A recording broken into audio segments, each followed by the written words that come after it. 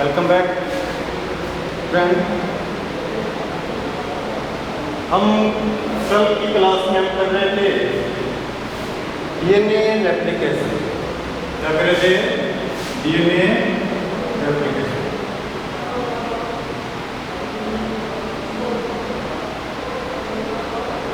DNA replication कर रहे थे। डीएनए रेप्लिकेशन के बारे में मैंने आपको बताया था कि डीएनए में जो दोनों स्ट्रैंड होते हैं, दोनों स्ट्रैंड टेम्पलेट की तरह कार्य करते हैं और दोनों स्ट्रैंड के अंदर एक स्ट्रैंड टेम्पलेट की तरह, जबकि दूसरी तरफ जो दूसरा स्ट्रैंड बनेगा, जो डॉटर डीएनए बनेगा, उसमें एक स्ट्रैंड होगा, वो न्यू रूप से क्या हो जाता है? सिंथेसिस होता है। जबकि एक स्ट्रैंड क्या रहता है? इसका पुराना रहता है। इसलिए इस प्रकार के जो सिंथेसिस है इसे क्या बोलते हैं? सेमी कंजर्वेशन से कहा जाता है या सेमी कंजर्वेटिव कहा जाता है। और इसमें मैंने आपको ये भी बताया था कि सोर्स के रूप में हम क्या काम लेते हैं? सोर्स ऑफ सबस्ट्रेट के रूप में जो न्यूक्लियोटाइड है वो काम में लेते हैं। और न्यूक्लियोटाइड जो है एटीपी, जीटीपी, सीटीपी और सीटीपी, एटीपी, जीटीपी, सीटीपी और टीटीपी के रूप में काम में लेते हैं। जिसमें से दो फास्फेट के अणु निकल जाते हैं, केवल एक ही फॉस्फेट बनता है, एक ही फॉस्फेट बचता है और बाकी क्या होती है? एनर्जी प्रोड्यूस्ड होती है। जो एनर्जी प्रोड्यूस्ड होती है वो रेप्लिकेशन में काम में ली जाती है। इसके बाद हम डीएनए रेप्लिकेशन शुरू किया था। डीएनए रेप्लिकेशन में क्या देखो, इस प्रकार से दो स्ट्रैंड है या नहीं है? दोनों स्ट्रैंड बीच में से क्या है? हाइड्रोजन बॉन्ड के द्वारा जुड़े हुए हैं। और इनको कौन से एंजाइम की आवश्यकता होती है? एंजाइम की बात मैं लास्ट में बात करूँगा। एक तो इसका स्ट्रैंड 3 प्राइम से 5 प्राइम, जबकि दूसरा 5 प्राइम से क्या होगा? 3 प्राइम में होता है। दूसरा स्ट्रैंड क्या होता है? 5 प्राइम से 3 प्राइम में होता है। ठीक है। अब देखो, जब इसका रेप्लिकेशन प्रारंभ होगा, तो रेप्लिकेशन प्रारंभ के समय ये दोनों स्ट्रैंड क्या हो जाएंगे? अलग हो जाएंगे। दोनों स्ट्रैंड अलग हो जाते हैं। दोनों स्ट्रैंड क्या हो जाते हैं? अलग हो जाते हैं। एक स्ट्रैंड तो ये है 3 प्राइम से 5 प्राइम, 5 प्राइम से 3 प्राइम। ठीक है। और मैंने आपको ये बताया था कि इस जो डीएनए रेप्लिकेशन है, न्यूली डीएनए सिंथेसिस है, उसमें एक एंजाइम काम करता है। उस एंजाइम का भी नाम बताया था डीएनए डिपेंडेंट डीएनए पॉलीमरेज। ठीक है। ये एंजाइम क्या करता है? ये एंजाइम यहाँ पर आकर इसमें जुड़ता है और इस एंजाइम की डायरेक्शन क्या होती है? ये डायरेक्शन होती है। अर्थात एंजाइम की जो डायरेक्शन होती है वो 3 प्राइम से 5 प्राइम की तरफ होती है। ठीक है। तो ये जो एंजाइम जो होगा ये क्या करेगा? ये करेगा क्या? ये जो इस पर क्या है? डीएनए पर क्या है? जो न्यूक्लियोटाइड का क्रम है इनको क्या करेगा? रीड करेगा। क्या करेगा? रीड करेगा। यानी कि ये रीड कौन सी दिशा में करेगा? 3' प्राइम से 5' प्राइम की ओर ही रीड करता है। ठीक है। और जब ये रीड करेगा तो इसके अकॉर्डिंग न्यूक्लियोटाइड क्या होंगे? यहाँ पर जुड़ते जाएंगे। न्यूक्लियोटाइड जो जुड़ते जाएंगे वो इसका सेकंड स्ट्रैंड बनता है। सेकंड स्ट्रैंड जो होगा वो क्या होगा? जो न्यूली सिंथेसिस सेकंड स्ट्रैंड जो होगा वो क्या होगा? वो होगा 5' से 3' की तरफ, 5' से 3' की तरफ। ठीक है, अब देखो, अब इसमें जो न्यूली स्टैंड सिंथेसिस होता है तो यहाँ पर इसके विपरीत कोई ना कोई पूरक नाइट्रोजन बेस जुड़ेंगे या नहीं जुड़ेंगे, पूरक न्यूक्लियोटाइड जुड़ेंगे या नहीं जुड़ेंगे। जो पूरक न्यूक्लियोटाइड जुड़ते हैं इन्हें यहाँ पर फिक्स करने का कार्य कौन करता है? यहाँ पर फिक्स करने का कार्य करता है एक एंजाइम होता है जिसे हम आरएनए प्राइमर कहते हैं। क्या कहते हैं? RNA primer. और ये आरएनए प्राइमर कहने को तो ये आरएनए है, कार्य किस पे कर रहा है? डीएनए पर कर रहा है। इसलिए इसे क्या बोलते हैं? डीएनए डिपेंडेंट आरएनए पॉलीमरेज भी कहते हैं। डीएनए डिपेंडेंट आरएनए पॉलीमरेज भी कहते हैं। ठीक है, तो देखो, अब जो न्यूक्लियोटाइड है इनको फिक्स करने के लिए किसकी आवश्यकता होती है हमें? इसके लिए हमें आवश्यकता होती है इस आरएनए प्राइमर की आवश्यकता होती है। ये आरएनए प्राइमर एक आरएनए का छोटा सा टुकड़ा होता है, खंड होता है, जिसमें 4 से 40 तक न्यूक्लियोटाइड पाए जाते हैं। अब ये आरएनए प्राइमर की आवश्यकता क्यों होती है अभी मैं आपको बताऊंगा कि आरएनए प्राइमर 4 से 40 का एक छोटा सा टुकड़ा यहाँ पर क्या हो जाता है? जुड़ जाता है। यहाँ पर जुड़ जाता है या यहाँ पर जुड़ जाता है। तो अब ये क्या काम करता है? देखो, ये भी एक न्यूक्लियोटाइड है तो इसका भी ये 5' और एक है 3' में सिरा होगा। और जब हम न्यूक्लियोटाइड या डीएनए और आरएनए पढ़ रहे थे तो मैंने आपको बताया था कि इसके 5' की तरफ क्या होता है? एक फॉस्फेट ग्रुप होता है, फ्री फॉस्फेट ग्रुप, जबकि 3' की तरफ क्या होता है? 3' की तरफ जो होता है फ्री OH ग्रुप होता है, फ्री OH ग्रुप होता है। अर्थात यहाँ की इसके 3' की तरफ क्या होगा? फ्री OH ग्रुप होता है, फ्री OH ग्रुप है। अब ये फ्री OH ग्रुप के कारण जो न्यूक्लियोटाइड है वो यहाँ पर क्या होंगे? जुड़ते जाएंगे, न्यूक्लियोटाइड जुड़ते जाएंगे। अब कहोगे आप कि सर एक बार आरएनए प्राइमर लगाया, यहाँ पर OH फ्री है, एक न्यूक्लियोटाइड जुड़ गया, तो क्या जब दूसरा न्यूक्लियोटाइड जुड़ेगा तो फिर हमें इस आरएनए प्राइमर की आवश्यकता होगी क्या? नहीं होगी। क्यों नहीं होगी? हमें पता है कि यहाँ पर जो न्यूक्लियोटाइड जुड़ा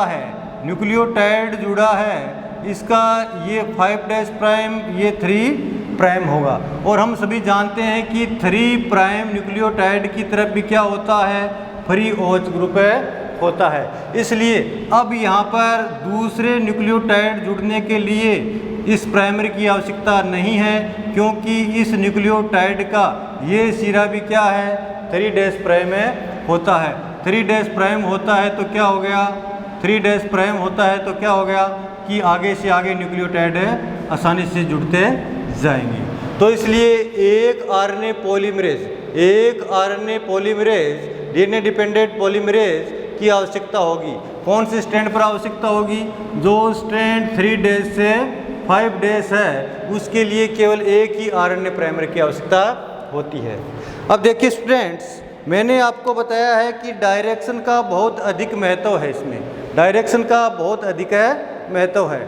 डायरेक्शन का बहुत अधिक महत्व कैसे है कि देखो, मैंने कहा है कि जो नया स्ट्रैंड सिंथेसिस होगा हमेशा के हमेशा 5' से 3' की तरफ ही होगा। और क्यों होगा? क्योंकि जो ये डीएनए पॉलीमरेज जो एंजाइम है ये इसे जो रीड करता है वो रीड हमेशा 3' से 5' की ओर ही करता है, जबकि इसके विपरीत क्या होता है? 5' से 3' से नया स्ट्रैंड सिंथेसिस हो जाता है। ये तो बात थी 3' और 5' वाले स्ट्रैंड की तरफ की बात है। अब हम बात कर लेते हैं कि 5' से 3' वाले स्ट्रैंड पर। अब देखिएगा, मैंने आपको बताया है कि जो ये एंजाइम है ये एंजाइम रीड कैसे करेगा? ये एंजाइम रीड ऐसे करेगा, यानी कि 3 से 5 की तरफ। लेकिन ये एंजाइम जा कहाँ रहा, कैसे जा रहा है, डायरेक्शन क्या है, इसकी डायरेक्शन तो 3 प्राइम से 5 प्राइम की तरफ है, इधर से इधर की है, और इसके लिए क्या है 5 से 3 इधर है, तो इसकी डायरेक्शन इधर से इधर होनी चाहिए, नहीं होनी चाहिए। लेकिन ऊपर से देखते हैं तो डायरेक्शन इस स्टैंड के लिए क्या है 5 डैश से 3 डैश की तरफ है, तो इसलिए ये रीड कैसे करेगा, रीड हमेशा 3 डैश से 5 डैश की तरफ करेगा। अर्थात ये जो एंजाइम है यहाँ से यहाँ चलेगा, यहाँ चल गया, नहीं चल गया, चल के क्या करेगा, यहाँ चल के फिर वापस चलेगा, रीड करता हुआ आएगा, वापस रीड करता हुआ आएगा, यानी कि एक न्यूक्लियोटाइड को रीड कर लिया। अब दूसरा न्यूक्लियोटाइड है इसे रीड करेगा, इसलिए क्या होगा, यहाँ से फिर यहाँ जाएगा और फिर यहाँ से रीड करना शुरू होकर वापस आएगा। फिर तीसरे के लिए इसी प्रकार से यहाँ जाएगा, फिर वापस आकर रीड करेगा। इसी प्रकार से आगे वाले के लिए पहले आगे जाएगा, फिर पीछे आएगा, यानी कि सब में पहले आगे जाएगा, फिर पीछे आएगा। तो इस प्रकार से ये रीड करता जाएगा। ठीक है, अब देखिए कि इसके जो न्यूक्लियोटाइड हैं वो यहाँ से बनने प्रारंभ हुए या नहीं हुए प्रारंभ। लेकिन अब देखो इसे फिक्स करने के लिए, इन्हें फिक्स करने के लिए भी क्या आवश्यकता होगी, हमें यहाँ पर एक कोई, यानी कि 5 डैश से 3 डैश, 5 डैश से 3 डैश, 5 डैश से 3 डैश की तरफ क्या होगा, किसी एक प्राइमर की आवश्यकता होगी या नहीं होगी, वो भी आरएनए प्राइमर की आवश्यकता होगी। तो हमें एक आरएनए प्राइमर की आवश्यकता होती है। आरएनए प्राइमर का ये 5 डैश सिरा है, ये 3 डैश सिरा होगा, यानी कि ये 5 डैश होगा और ये 3 डैश होगा। अब देखिए ये आरएनए प्राइमर यहाँ है, यहाँ पर इस एंजाइम ने रीड किया किसी नाइट्रोजन बेस को और उसके पूरक के रूप में यहाँ पर कोई नाइट्रोजन बेस आ गया और इस आरएनए प्राइमर ने, यानी कि 3 डैश सिरा इधर है, इधर OH ग्रुप है, तो यहाँ पर उस माना कि यहाँ पर क्या है T है, यानी कि ए कोई नाइट्रोजन या न्यूक्लियोटाइड को क्या कर दिया, इसने फिक्स कर दिया, ए न्यूक्लियोटाइड को इसने फिक्स कर दिया यहाँ पर। अब देखिए इसकी डायरेक्शन क्या है, डायरेक्शन इधर है, यहाँ से इधर है, जबकि जो नए न्यूक्लियोटाइड जुड़ेंगे वो कहाँ जुड़ेंगे, इधर जुड़ेंगे। तो देखिएगा आरएनए प्राइमर के इस तरफ कोई OH ग्रुप फ्री है क्या, नए न्यूक्लियोटाइड जुड़ने के लिए हमें क्या चाहिए, नए न्यूक्लियोटाइड जुड़ने के लिए फ्री OH ग्रुप की आवश्यकता होती है। तो यहाँ पर कोई फ्री OH ग्रुप भी नहीं है, और दूसरा यहाँ पर कोई न्यूक्लियोटाइड जुड़ेगा तो उसका फ्री OH भी नहीं है। यहाँ पर फ्री OH नहीं होने के कारण तो जितने भी न्यूक्लियोटाइड जुड़ेंगे उन सब के लिए क्या होगा, अलग अलग आरएनए पॉलीमरेज की आवश्यकता होती है। तो अलग अलग आरएनए पॉलीमरेज की आवश्यकता होगी। अब देखिए स्टूडेंट, हम कहते हैं कि जो 3 प्राइम से 5 प्राइम वाला स्ट्रैंड है इसमें कितने आरएनए पॉलीमरेज की आवश्यकता होती है, इसमें केवल आरएनए प्राइमर जो होता है केवल ओनली और ओनली कितना होता है, 1 होता है। और दूसरी हम बात कर लेते हैं कि जो इसका स्ट्रैंड 5 प्राइम से 3 प्राइम है इसमें क्या होंगे, मैनी आरएनए प्राइमर चाहिए, हमें मैनी आरएनए प्राइमर की आवश्यकता होगी।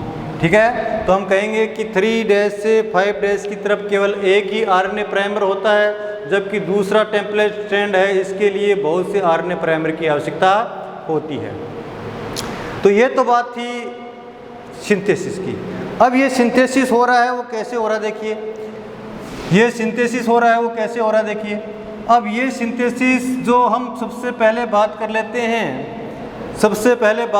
हैं 3 प्राइम से 5 प्राइम की तरफ। यहाँ पर जो स्ट्रैंड सिंथेसिस होगा वो कंटिन्यूस रूप से क्या होगा, आगे की ओर चलता जाएगा। यानी कि यहाँ पर क्या होंगे, न्यूक्लियोटाइड जुड़ते जाएंगे और न्यूक्लियोटाइड एक दूसरे से बॉन्ड बनाते जाएंगे, और ये क्या होगा, एक कंटिन्यूस रूप से स्ट्रैंड का क्या हो जाएगा, सिंथेसिस हो जाएगा।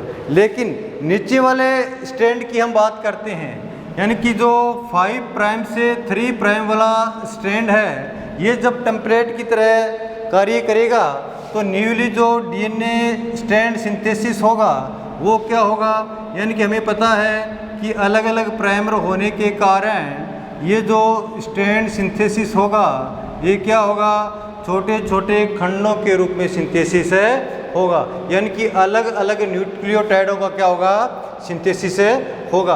और ये अलग अलग न्यूक्लियोटाइड किससे जुड़ते जाएंगे, इस आरएनए प्राइमर से जुड़ते जाएंगे, आरएनए प्राइमर से जुड़ते जाएंगे। ठीक है। अब देखो ये जो छोटे छोटे खंडों के रूप में, यानी कि 5 प्राइम से 3 प्राइम की तरफ जो रेप्लिकेशन होता है वो छोटे छोटे खंडों के रूप में होता है। इन छोटे छोटे खंडों को क्या कहा जाता है, ओकाजाकी फ्रेगमेंट कहा जाता है। क्या कहा जाता है, ओकाजाकी के खंड कहा जाता है।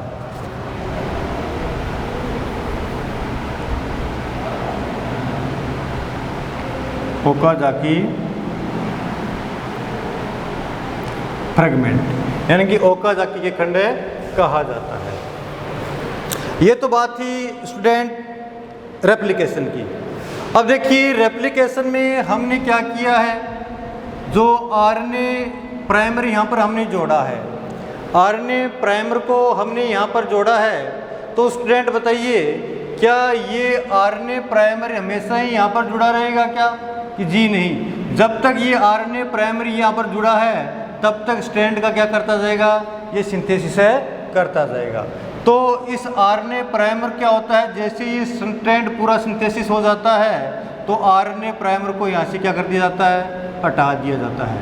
अब स्टूडेंट देखिएगा कि जैसे ही आरएनए प्राइमर यहाँ से हटता है, जैसे ही आरएनए प्राइमर यहाँ से हटता है तो यहाँ पर क्या हो जाता है, एक गैप क्रिएट हो जाता है या नहीं हो जाता है, एक गैप बन जाता है नहीं बन जाता है। तो ये जो गैप है, इस गैप की पूर्ति कैसे की जाए। देखिए स्टूडेंट, यहाँ पर जो गैप बनता है, इस गैप की पूर्ति करता है डीएनए पॉलीमरेज फर्स्ट। इस गैप की जो पूर्ति की जाती है वो डीएनए पॉलीमरेज फर्स्ट के द्वारा की जाती है। ठीक है।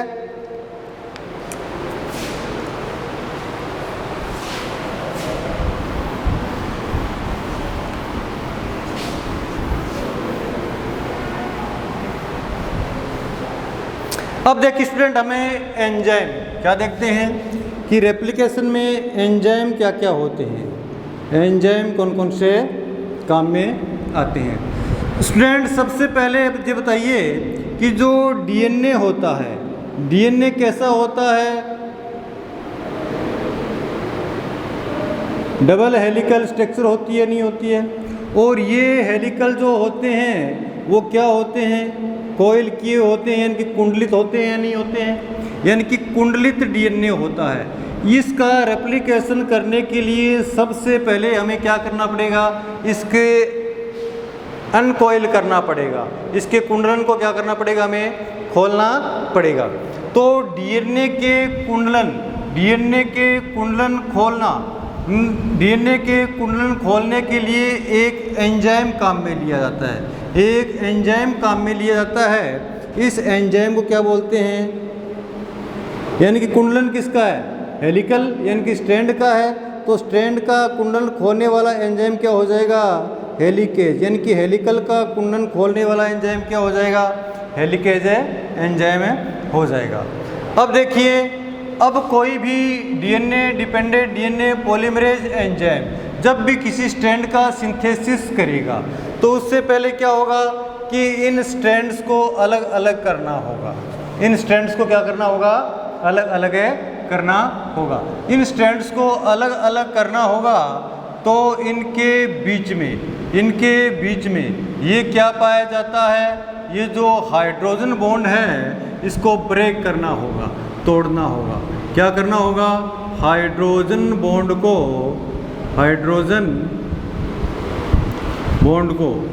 ब्रेक करना होता है। जो इस हाइड्रोजन बॉन्ड को ब्रेक करेगा, अब देखो जो ये हाइड्रोजन बॉन्ड है ये कहाँ है, अंदर की तरफ है। किसके अंदर की तरफ है, इस न्यूक्लिक एसिड के अंदर की तरफ है। ठीक है, तो इस न्यूक्लिक एसिड यानी कि इस न्यूक्लिक एसिड के अंदर की तरफ है, तो अंदर की तरफ, अंदर को क्या बोलते हैं, एंडो। क्या बोलते हैं, एंडो। तो एंजाइम का नाम भी क्या हो जाएगा, एंडोन्यूक्लियस। एंजाइम का भी नाम क्या हो जाएगा? एंडोन्यूक्लियस। कोई एंडोन्यूक्लियस एंजाइम होगा जो इसके हाइड्रोजन बॉन्ड को क्या कर देगा? अंदर से ब्रेक कर देगा और इसके दोनों स्ट्रैंड क्या हो जाएंगे? अलग अलग हो जाएंगे। अब देखिए स्टूडेंट्स, एक एंजाइम और होता है और उसका क्या कार्य होता है? देखिए हमारे पास कोई रस्सी है, हमारे पास कोई रस्सी है और ये रस्सी भी क्या है? कुंडलित है। किसके समान कुंडलित है? इस डीएनए के समान है कुंडलित है। जब हम इस रस्सी को खोलने का प्रयास करते हैं, यानी कि ये दोनों सिरे अगर हम पकड़कर इसे खोलने का प्रयास करते हैं तो यहाँ पर क्या उत्पन्न हो जाता है? यहाँ पर एक टेंशन उत्पन्न हो जाती है। क्या उत्पन्न हो जाती है? टेंशन, यानी कि तनाव उत्पन्न हो जाता है।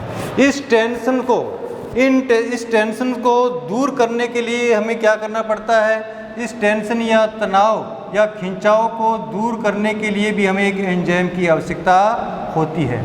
इस एंजाइम को हम क्या बोलते हैं? टोपो आइसोमेरेज।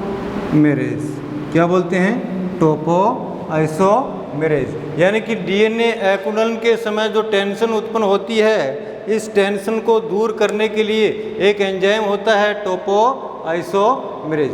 अब ये टोपो आइसोमेरेज कार्य कैसे करता है? हमें पता है कि कोई रस्सी में यहाँ कुंडलन आ गया है, यहाँ कोई टेंशन आ गया है। इस टेंशन को दूर करने के लिए क्या करना पड़ेगा? यहाँ से ब्रेक कर दो, इसे ब्रेक कर दे, इसकी टेंशन दूर हो जाएगी। आगे यहाँ टेंशन उत्पन्न होगी तो यहाँ पर ब्रेक कर दो। यानी कि ये टोपो आइसोमेरेज इस जो डीएनए है बीच बीच में से क्या कर देता है? इसको ब्रेक कर देता है ताकि इसमें टेंशन उत्पन्न ना हो। ठीक है। अब ये तो बात कर रहे थे स्टूडेंट हम एंजाइम की, हम बात कर रहे थे एंजाइम की।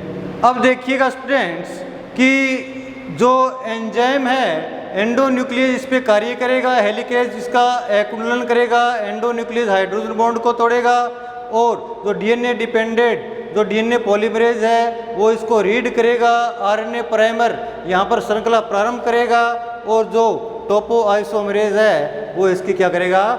टेंशन को दूर करता है। अब देखिए स्टूडेंट, अब हम रेप्लिकेशन जो होता है वो यूकैरियोटिक में भी होता है और प्रोकैरियोटिक में भी होता है। डीएनए रेप्लिकेशन यूकैरियोटिक में भी होता है और किस में होता है? प्रोकैरियोटिक में भी होता है। हमें पता है कि जो प्रोकैरियोटिक सेल होती है उसमें जो डीएनए पाया जाता है वो कैसा होगा? वो डीएनए होगा सर्कुलर डीएनए होता है। कैसा डीएनए होता है? सर्कुलर डीएनए होता है। सर्कुलर डीएनए है और एक ही डीएनए है, छोटा डीएनए है, अर्थात जो सर्कुलर डीएनए है इसलिए इसमें यहाँ पर केवल एक ही ओरी पॉइंट पाया जाता है। इसमें केवल एक ही ओरी पॉइंट पाया जाता है। यानी कि ओरी का क्या होता है? ओरी का अर्थ होता है ओरिजिन ऑफ रेप्लिकेशन। ठीक है, ओरिजिन ऑफ रेप्लिकेशन। एक ही ओरी पॉइंट होता है और हमें पता है कि जो यूकैरियोटिक डीएनए है, यूकैरियोटिक डीएनए है वो एक लाइनर और बहुत बड़ा डीएनए होता है। एक लाइनर और बहुत बड़ा डीएनए होता है। अब देखिए इतना बड़ा डीएनए है तो इतने बड़े डीएनए में ये कोई ज़रूरी थोड़ी है कि एक जगह से ही रेप्लिकेशन इसका क्या हो? प्रारंभ हो। यानी कि बड़ा डीएनए होने के कारण इसका जो रेप्लिकेशन होता है वो जगह जगह से प्रारंभ हो जाता है और जहाँ से इसका रेप्लिकेशन प्रारंभ होता है वहाँ क्या बन जाते हैं? इसके ओरी पॉइंट बन जाते हैं। क्या बन जाते हैं? ओरी पॉइंट बन जाते हैं। अतः स्टूडेंट्स हम कह सकते हैं कि जो प्रोकैरियोटिक होते हैं, जो प्रोकैरियोटिक होते हैं उनमें केवल सिंगल क्या पाया जाता है? ओरी पॉइंट पाया जाता है। जबकि जो यूकैरियोटिक होते हैं, यूकैरियोटिक के अंदर जो ओरी पॉइंट होते हैं वो मल्टी ओरी पॉइंट होते हैं। क्या होते हैं? मल्टी ओरी पॉइंट होते हैं। ये तो बात थी स्टूडेंट रेप्लिकेशन की, ठीक है। अब ये ओरी पॉइंट देखिए। मैं एक प्रोकैरियोटिक डीएनए के ओरी पॉइंट की बात कर लेता हूँ। अब देखिए ये जो ओरी पॉइंट है ये आपको किसके समान दिखाई दे रहा है? ये जो ओरी पॉइंट है ये आपको बबल के समान दिखाई दे रहा है, नहीं दे रहा है? एक बुलबुले के समान दिखाई दे रहा है, नहीं दे रहा है? तो ये ओरी पॉइंट क्या है? एक बबल के समान होता है। यदि मैं इसको यहाँ पर से बीच में से ब्रेक कर दूँ तो ब्रेक करने पर क्या होगा भाई? ब्रेक करते ही ये ओरी पॉइंट कैसा हो जाएगा? इस प्रकार की संरचना बन जाएगी या नहीं बन जाएगी? और जो इस प्रकार की संरचना बनती है इस संरचना को हम क्या कहते हैं? फोर्क कहते हैं। क्या कहते हैं? फोर्क। तो इसे आप फोर्क कह दीजिए या क्या कह दीजिए? बबल कह दीजिए। तभी तो जब ये फोर्क बनेगा, फोर्क जब बनता है तो इस प्रकार से ये क्या हो जाएगा? इसका 3 से 5, ये क्या हो जाएगा? 5 से 3, यानी कि ये इस प्रकार से और ये इस प्रकार से रेप्लिकेशन करता है। तो स्टूडेंट ये था आपका डीएनए रेप्लिकेशन। डीएनए रेप्लिकेशन आपका यहीं समाप्त होता है। डीएनए रेप्लिकेशन के साथ ही जो हम आपकी जेनेटिक्स की यूनिट कर रहे थे फर्स्ट, कौन सी यूनिट कर रहे थे? यूनिट नंबर थी फर्स्ट। यूनिट फर्स्ट भी यहाँ आपकी क्या हो जाती है? कंप्लीट हो जाती है। तो कल से हम नेक्स्ट यूनिट को शुरू करेंगे, यूनिट नंबर 2 शुरू करेंगे, ठीक है।